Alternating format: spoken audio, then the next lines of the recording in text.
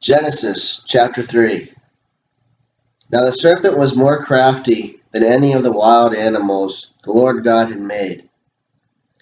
He says to the woman, "Did God really say you must not eat from any tree in the garden?" The woman said to the serpent, "We may eat fruit from the trees in the garden, but God did say, you must not eat fruit from the tree that is in the middle of the garden, and you must not touch it, or you will die." "You will not surely die," the serpent said to the woman, "for God knows that when you eat of it, your eyes will be opened, and you will be like God, knowing good and evil." When the woman saw that the fruit of the tree was good for food and pleasing to the eye, and also desirable for gaining wisdom, she took some and ate it. She also gave some to her husband, who was with her, and he ate it. Then the eyes of both of them were opened, and they realized that they were naked. So they sewed fig leaves together and made coverings for themselves. Then the man and his wife heard the sound of the Lord God as he was walking in the garden in the cool of the day. And they hid from the Lord God among the trees of the garden. But the Lord God called to the man, "Where are you?" He answered, "I heard you in the garden, and I was afraid, because I was naked, so I hid." And he said, "Who told you that you were naked? Have you eaten from the tree that I commanded you not to eat from?" The man said, "The woman you put here with me, she gave me some fruit from the tree, and I ate it."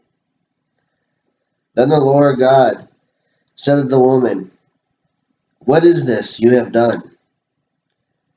The woman said, "The serpent deceived me, and I ate." So the Lord God said to the serpent, "Because you have done this, cursed are you above all the livestock and all the wild animals. You will crawl on your belly, and you will eat dust all the days of your life. And I will put enmity between you and the woman, and between your offspring and hers. He will crush your head, and you will strike his heel." To the woman he said, "I will greatly increase your pains in childbearing. With pain you will give birth to children. Your desire will be for your husband, and he will rule over you." To Adam he said, "Because you listened to your wife and ate from the tree which I commanded you, you must not eat of it. Cursed is the ground because of you.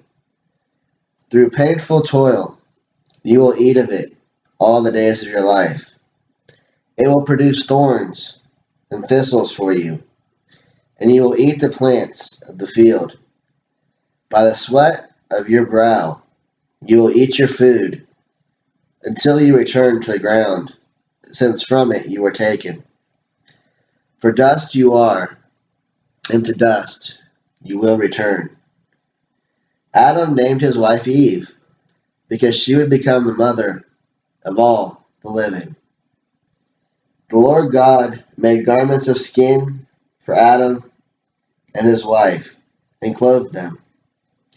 And the Lord God said, "The man has now become like one of us, knowing good and evil.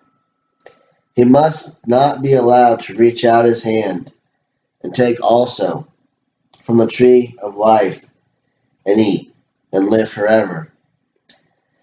So the Lord God banished him from the Garden of Eden to work the ground from which he had been taken.